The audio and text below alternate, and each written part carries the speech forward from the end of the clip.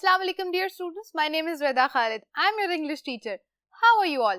Students, उम्मीद करती हूँ कि आप सब अपने घर पे बैठ के बहुत एंजॉय कर रहे हैं। आप सब जानते हैं कि हम मिलकर रोज पढ़ते हैं ऑक्सफोर्ड प्रोग्रेसिव इंग्लिश बुक को। आज हम उस बुक के यूनिट नंबर 9 का लेसन नंबर 4 करने जा रहे हैं, जो कि है सेंटेंसेस के बारे में। यूनिट का टॉपिक आप जानते हैं, वो है the magic glove.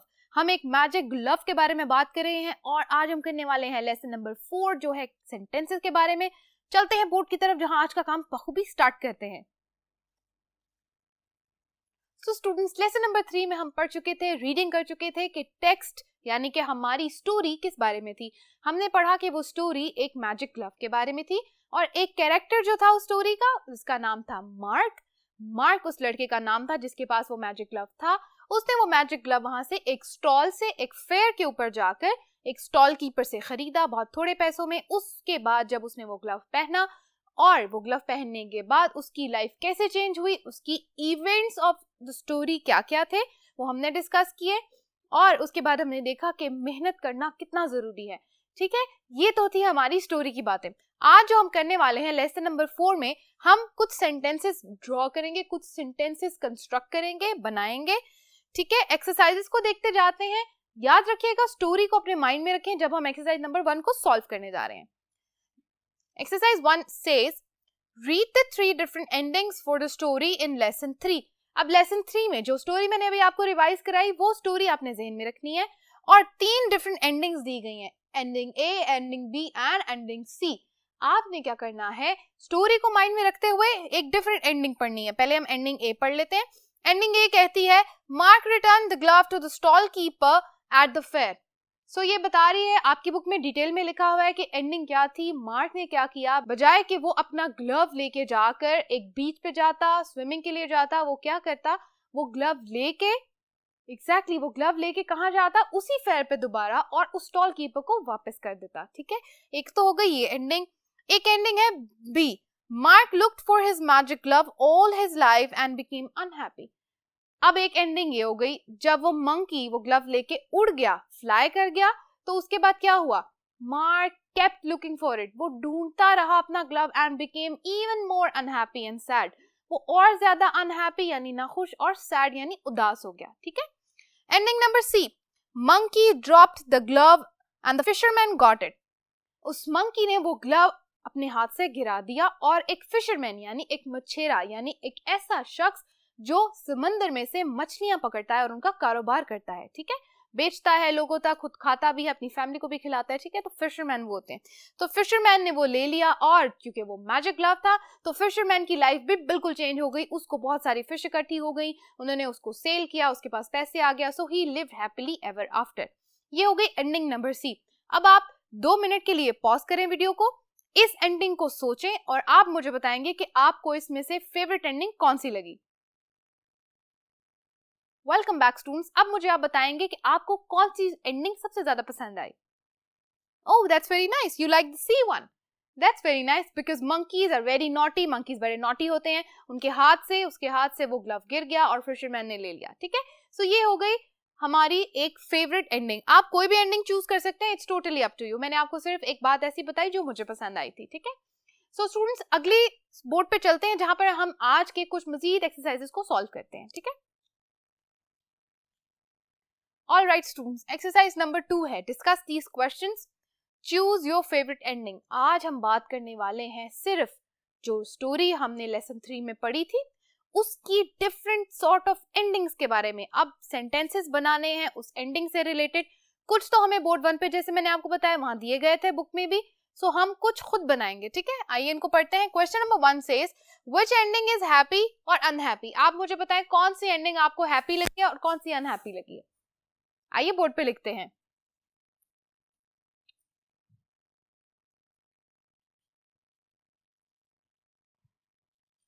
Ending B was unhappy. Ending B में क्या हुआ था, मार्क से वो ग्लव गुम गया था। ठीक है, and ending A was happy. ठीक है, अब एंडिंग ए हैप्पी क्यों थी, क्योंकि mark did the right thing, उसने मैजिक ग्लव वापस उस स्टॉल कीपर को वापस कर दिया। ठीक है। Number 2, which ending was about mark और अदर पीपल। अब आपने 2 आंसर्स देने हैं, आपने ए बी सी में से चूज करना है कौन सी एंडिंग सिर्फ मार्क के बारे में थी और कौन सी एंडिंग दूसरे लोगों के बारे में भी थी। Exactly, so ending B was about Mark and ending C जो कि फिशरमैन वाली थी वो अदर पीपल में आ गया। ठीक है। ending C was about other people। ठीक हो गया। Next question, which ending has more surprise। आपको किस एंडिंग में ज्यादा सरप्राइज लगा, ये एंडिंग ए में, एंडिंग बी में या एंडिंग सी में। Exactly, let's write the answer.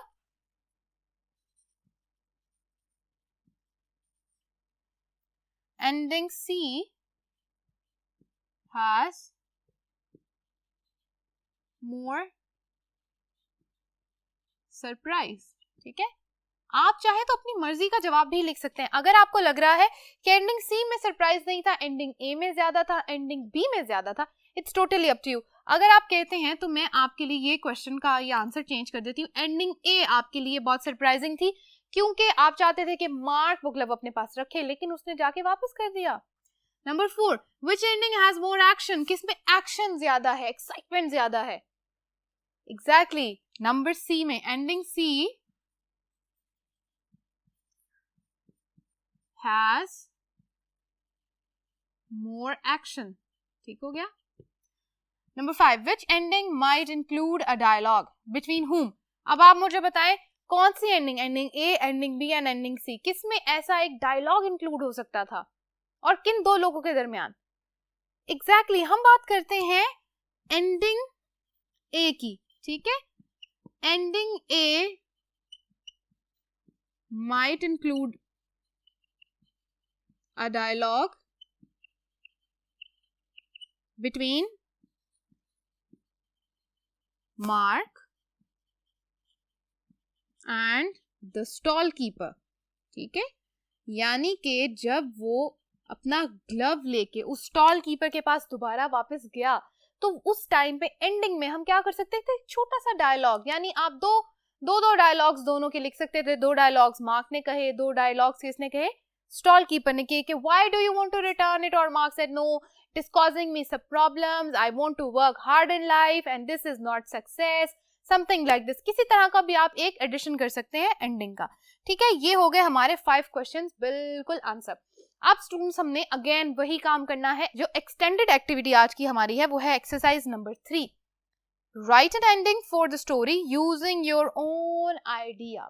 अब ये तो आइडिया फिशरमैन वाला, ग्लव को रिटर्न करने वाला और ग्लव को बिल्कुल गुम जाने वाला, ये 3 आइडियाज जो थे ये थे हमारे बुक के ऑथर के। अब हमने क्या करना है, एक ऐसा आइडिया सोचना है जो आपके जहन में आ रहा है कि इस स्टोरी का एंड ऐसे होना चाहिए था, तो आप उसको खुद से सोचें और उसके बाद आपने लिखने हैं 3 सेंटेंसेस, 3 to 4 सेंटेंसेस आप लिखेंगे जिनके अंदर आप बताएंगे कि इस स्टोरी की एंडिंग ऐसे होनी चाहिए थी। आइडिया टोटली आपका है, मैं आपको सिर्फ एक आइडिया, एक हिंट दे देती हूँ। अगर आप चाहें तो इसको यूज कर सकते हैं, लेकिन मैं जानती हूँ कि हमारे बच्चों के जहन में बहुत सारे आइडियाज होते हैं, इसीलिए आप क्या करें, इन आइडियाज को यूज करते हुए और वो जो आइडियाज आपके जहन में आ रहे हैं उनको यूज करते हुए एक नई एंडिंग लिखिएगा। तो चलिए बोर्ड पे लिखते हैं कुछ। एक एंडिंग जो मैं लिखने वाली हूँ, मैं आपको सिर्फ हिंट दूंगी, अगर आप इसको यूज करना चाहते हैं तो आप इसको सेंटेंसेस में खुद से लिखेंगे, 3 to 4 सेंटेंसेस। ठीक है। Mark burnt the magic glove। Mark ने क्या किया, burnt मीन जला दिया। ठीक है।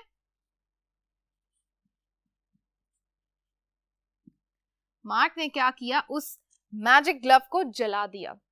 ठीक है। एक एक्साइटिंग एंडिंग मैंने दे दी। आप इसके बारे में कोई भी सेंटेंसेस चाहें तो आप लिख सकते हैं। स्टूडेंट्स, इस काम को अपनी नोटबुक पे आपने कंप्लीट करना है। आप चाहे तो सिर्फ, मैंने आपको बताया, 3 to 4 सेंटेंसेस लिख सकते हैं और आपकी एक्सरसाइज 3 भी हो जाएगी बिल्कुल solve. Thank you so much for watching today's lesson students. आपने लेसन 3 को मेरे साथ रीड किया और लेसन 4 की एक्सरसाइजेस को बिल्कुल अच्छे से सॉल्व किया।